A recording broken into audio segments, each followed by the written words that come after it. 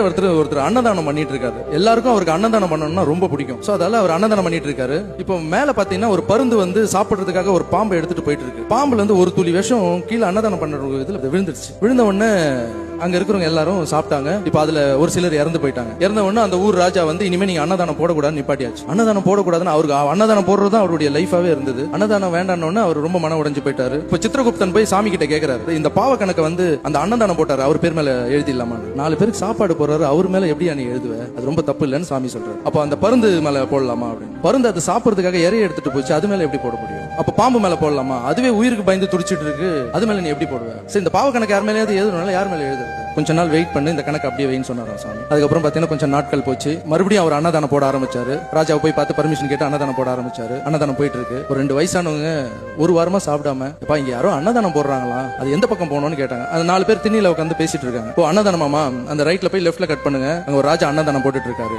அன்னதானம் போய் சாப்பிடுங்க, ஆனா செத்துருவீங்க, உயிரோட இருக்க மாட்டீங்க அப்படின்னா. அந்த வயசானவங்க 2 பேர் சாப்பிட முடியாம திரும்பி போனாங்களாம். சாமி கூப்பிட்டாரு சித்திரகுப்தனை மேல வாக்கு. அந்த பாவத்தை யார் மேல போடணும்னு கேட்டிருந்தல, அந்த 4 பேர் உட்காந்து சும்மா பேசியிருந்தாங்க பத்தியா. அவன் சாப்பாடும் போட மாட்டான், போடுறவங்களும் என்கரேஜ் பண்ண மாட்டான். 2 பேர் போய் ஒழுங்கா சாப்பிட்டு இருப்பாங்க, அவங்க எதுவும் கெடுத்தாங்க. அந்த பாவத்தை அந்த 4 பேர் மேல சேர்த்து விட்டாங்களாம். சோ சும்மா நம்மளை பத்தி ட்வீட் போடுறவங்க பேசுறவங்க இவங்களுக்கு எல்லாம் இருக்கு. சோ அதை நம்ம எதுவுமே பேசிக்க வேணாம், நல்லது வேணா நம்ம பண்ணிக்கிட்டு போயிட்டே இருக்கணும், அவ்வளவுதான்.